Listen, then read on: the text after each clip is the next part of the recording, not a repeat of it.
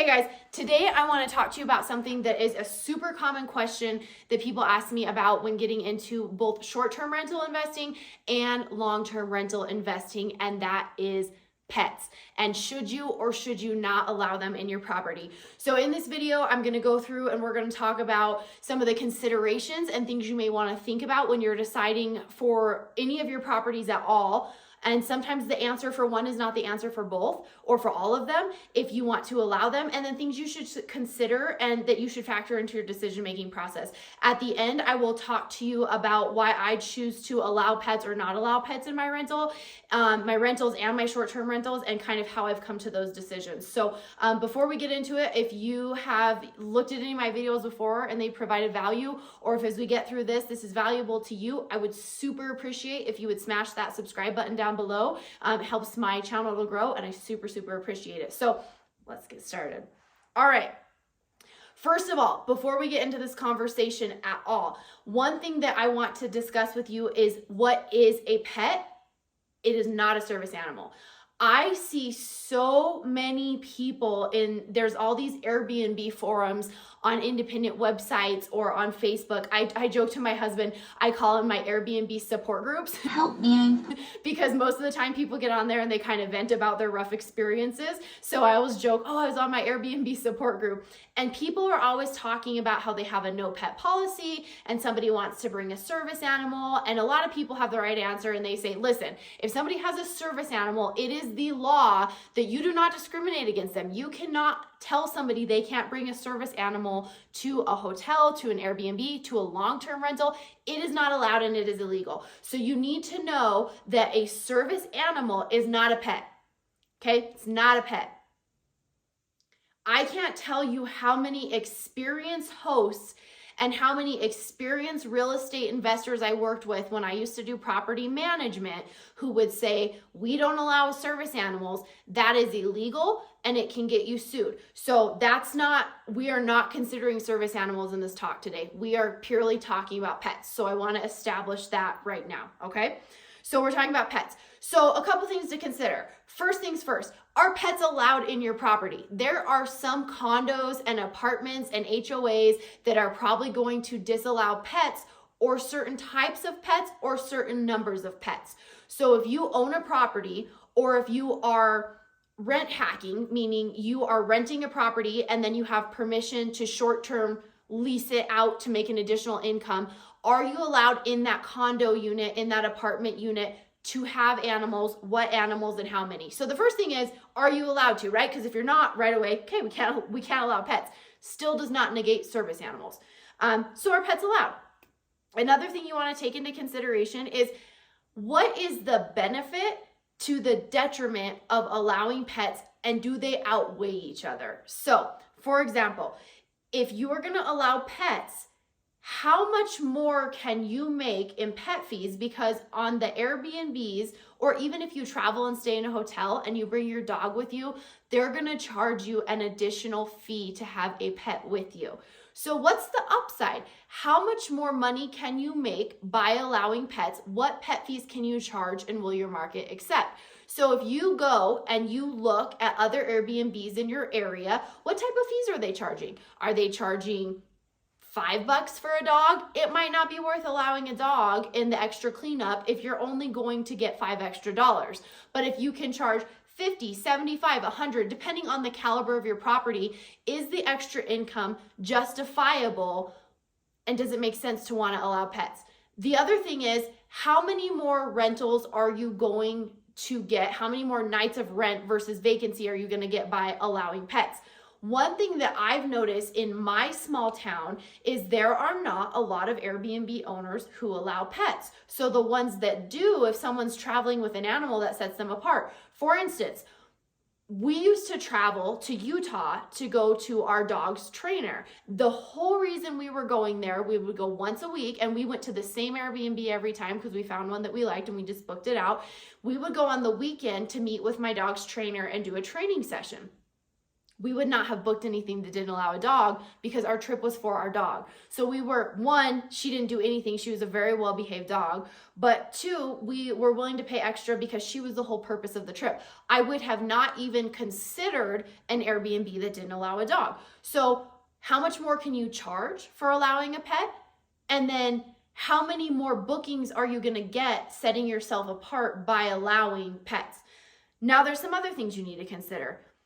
What's the detriment? How much more cleanup do you have to do? How much more work is it going to take to clean up that property? For example, there are probably going to be more hair on the sheets. I know that when I allow a dog or a cat in my Airbnb, it's a lot more cleanup. Sometimes the linens have to be washed multiple times. Sometimes you have to lint roll them, wash them, and then lint roll them again to get all that hair off of there. So can you charge enough to offset, and is it worth it if they're balancing out with what you're charging and what you have to pay your cleaner or the time it takes you to clean? If it's a wash, probably not worth it, right? So those are some things that you have to consider. Is it worth it to you? Is that offset worth it or is it not? So it's a business and a numbers decision. Now, if you are going to consider allowing pets, what type of parameters do you want to put in place for what you allow for pets? These may be things like, how many pets are you going to allow? Is there a limit? If somebody goes above the limit, do you charge an extra fee? Is there just a cutoff where you say, because Airbnb doesn't allow you, they don't have a setup for a per pet fee or a per pet per night. You just say, yes, I'm allowing pets and it's this much. So whether somebody brings 1 or 2 dogs, now what I've put on mine is, okay, we will allow 2 pets because a lot of people travel with 2 dogs. If you're gonna be traveling with more than 2, maybe you need to consider, okay, but there's a fee. Because the thing I ask myself is, usually people that are going to travel with their pets and care to bring their pets along with them are, for the most part, responsible pet parents. Now, the thing you have to keep in mind is what kind of happens when somebody has over a certain number of animals. And I'm not trying to make anybody feel bad who has multiple pets and has an immaculate house. I have 2 cats and I have a dog and my house is reasonable, but I've never traveled with all 3 of my animals at the same time. But a lot of people that stay in Airbnbs are moving across the country.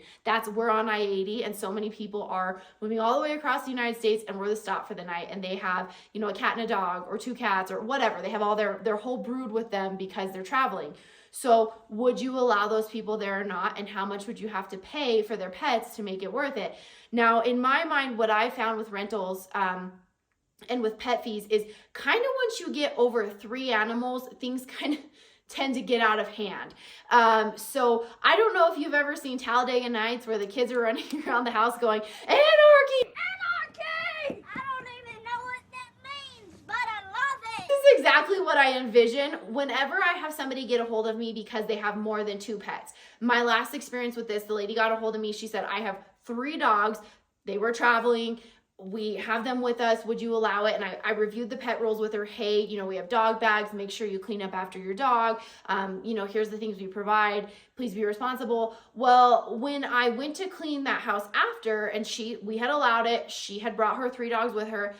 That house took me probably 2.5 to 2 3/4 time what it normally takes me to clean. She must have had long hair dogs. There was just wafts of hair everywhere. The vacuuming, the attention to making sure we were vacuuming every nook and cranny with the vacuum brush to make sure there's not, what I don't want is me to think it's clean, a guest to stay the next night, and like that Western theme where it's like got that sound effect and like the tumbleweed goes across the desert kind of road and it makes that that sound and it's really Westerny.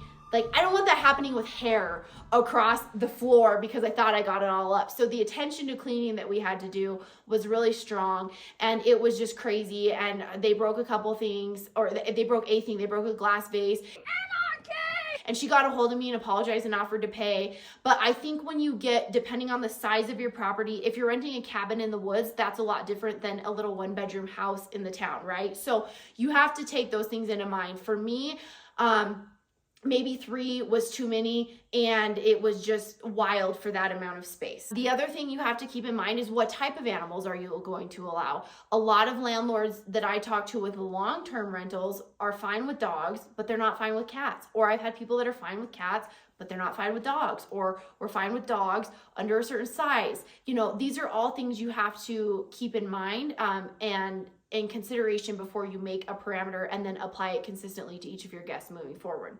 And then rules. So I've seen some Airbnb hosts that say on my support groups that say, well, we allow dogs in our Airbnbs. However, if somebody stays with a dog, our house rules are the dogs are not allowed on the furniture. So not on the beds, not on the couches. I've seen people say, well, they're allowed, but we say you have to put an extra blanket down. How realistic is it to enforce that rule? Now, I know my dog likes to sit on a soft spot, and if I tell her to get off, she will, but she's always gonna jump on the foot of the bed, or she's always gonna jump on a couch, and if I say get off, she'll get off, but she's always gonna wanna get back on there. So if somebody has a crazy dog, is this something that is reasonable to enforce, and are you just gonna end up repeatedly being frustrated by the result you get when you go to clean, and there's footprints on the bed, or there's footprints on the couch? And so you don't wanna set yourself up for failure by putting a rule in place that's really hard to enforce. Another one that I've heard of, and this is actually what we used to do when we traveled with our dog for training, we took a kennel and we always kenneled her when she wasn't being supervised. So if we went to dinner, if we weren't there, we put her in a kennel because we just didn't want to chance it. She was in an unfamiliar place. Is that a rule? Hey, yes, you can come to our Airbnb with your pet. However, your pet, if unsupervised, has to be in a kennel at all times.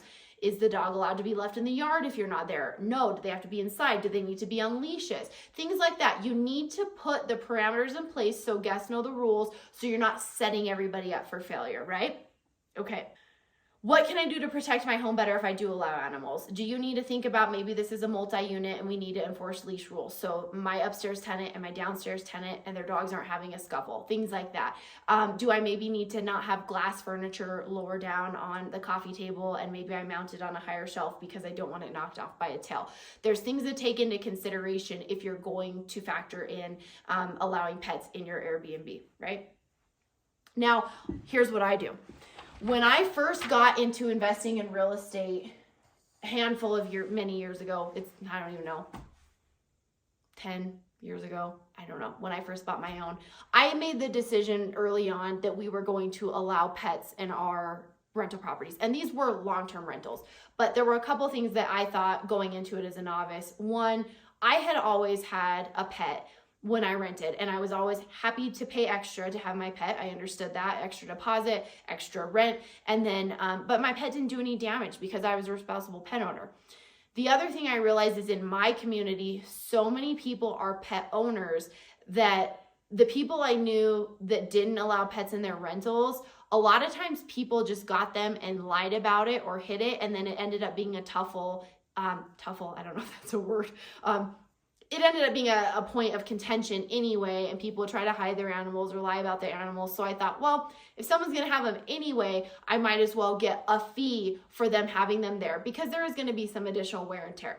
The other thing to keep in mind is so many people have pets that if you don't allow pets, then how much of your rental market are you eliminating from your client pool? So those were my decisions. Some people do not want to deal with it, will not deal with it, and that's fine. That's a decision you have to make for your business. So when I got into short-term rentals, which was after many, many years of being in long-term rentals, I realized that the most destructive tenants I had and the most damage I had in my long-term rentals was never a result of pets. I have yards that are destroyed. I have houses that are destroyed. They have nothing to do with an animal. So I had no problems allowing pets. My biggest problems never had anything to do with pets. And I saw it as an opportunity to make additional income in pet fees and also to be more rented as a short-term rental in an area that not very many hosts allow pets. So if I look in my market, how many allow pets and how many don't, very few of them actually do. And so I get more bookings and I get an additional pet fee by allowing pets. And so for me, it has been the right decision to allow cats. I do allow cats and I allow dogs. But I allow 2, and if you have more than that, then you have to contact me. What I have learned after the anarchy situation is that if somebody has more than 2, I'm going to start charging an extra fee, because we get beyond that and the cleanup just is significantly more work. So that's kind of what my policy moving forward is going to be, is if you have 3, you're going to have to pay an additional fee. Now, when do I not allow pets? I have a unit that is very close to a property that has, it doesn't have a fence around it. There's no yard space. There's only a deck. And it makes no sense to allow somebody to have a dog in that space, because they're so close to the surrounding spaces. If they take their dog out to go to the bathroom, they're literally going to be pooping on a deck. And then even if you clean that up, then am I going to have to go like spray it off with a hose, which is fine in the summer, but in the winter, how well do you clean that up? It doesn't make sense for that space. So all of my other ones, I allow pets. This one, I do not allow pets in. Here's another just kind of thing to work through for yourself. For instance, I have a 1-bedroom home that I allow pets in for a fee. And I tell all guests, you have to clean up your dog poop. I provide the little doggy bags. Anything that you can provide to make it smoother, I would. So I want dog poop cleaned up. I have those little baggies available for guests. I have a little leash in case they need it, because I say if you have your dog and they're outside, you need to have them on a leash just for safety, right? I don't want to create any issues. But not everyone cleans up their dog poop. Here's my problem. It is an older neighborhood, which in my area, a lot of the newer houses have a separate backyard and a front yard. A lot of the older houses in my town have a fence around the whole yard. And so we leave the gate open so it's easy for the guests to come in and come out. And honestly, it's very short anyway, so a big dog could jump over it either way. Now, I come to the property and there's poop in the yard. Can I assume that it was the guests? Yes. But the people that live across the street also leave their dog unsupervised all the time. They actually let the dog out and it runs across the street into a vacant lot and it poops, and they never cleaned it up. So there's no way for me to prove that it was that guest's dog that pooped, or whether potentially the neighbors letting their dog in the yard to poop. So you really have to think about what things you might have to deal with and what's reasonable for you to enforce. If somebody stays there for a night and there's a dog poop in the yard, is it crummy, and do I hope that it wasn't them? Yes, but I can't enforce and say, hey, I'm going to fine you because you didn't clean up your dog poop. So there's just a lot of considerations you have to take into mind for you to make your decision. Ultimately, in all of my short-term rentals, except for one, it makes sense for me to allow pets. And ultimately, in all of my long-term rentals, I do allow pets for a fee, and I make additional income for that. So there's a million things you need to think of when you make these decisions, but ultimately you decide what works best for you. But I hope this was helpful for you to think of some of the considerations that you may have not thought of before and maximize your income potential as much as possible. So thank you guys for stopping by tonight. It is this morning, it is 12:41 a.m. right now. So thank you for stopping and enjoying this video with me. And I hope to see you guys on the next one. Please shoot me a message if there's anything that you have questions about that you want me to address. And also follow me here, subscribe to my channel, follow me on Instagram at emily.a.lopez, where you can see the projects I'm working on a daily basis. And happy investing. See you guys.